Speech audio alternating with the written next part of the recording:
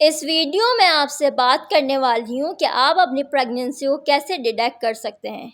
Early pregnancy को detect करने के लिए बेस्ट तरीका होता है कि आप ब्लड टेस्ट करवाएं, ब्लड बीटा एचसीजी टेस्ट, जिसमें अर्ली प्रेगनेंसी अगर 1 वीक या 2 वीक की प्रेगनेंसी होगी तो अगर नॉन प्रेगनेंसी है तो लेस देन 5 इसकी रीडिंग आएगी, और अगर 5 से अबव रीडिंग आती है तो इट्स मीन कि आपकी 1 या 2 वीक की प्रेगनेंसी है। इसके बरअक्स ज़्यादातर औरतें घर में स्ट्रिप टेस्ट करती हैं, जिसमें अक्सर उनका नेगेटिव आता है जबकि वो प्रेग्नेंट होती हैं, क्योंकि ये स्ट्रिप टेस्ट बिल्कुल भी एक्यूरेट नहीं होते। या फिर यूरिन टेस्ट करवाया जाता है, वो भी इतने एक्यूरेट नहीं होते। ब्लड टेस्ट बहुत एक्यूरेट होता है।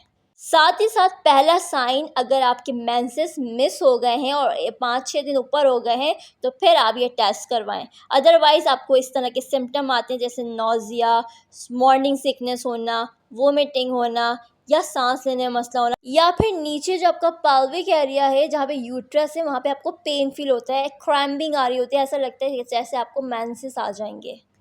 ये सारी अलामत एक प्रेग्नेंट होने की निशानियां हैं।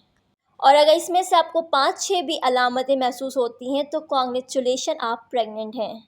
इसकी एस्टिमेट डेट कैलकुलेट करने के लिए कि डिलीवरी कब तक होगी, मैं आपको नीचे इसका लिंक देती हूँ, वहाँ जाके आप अपना लास्ट मेंस्ट्रुअल डेट डालें और उस पर वो आपकी पूरा चार्ट बना के दे देगा।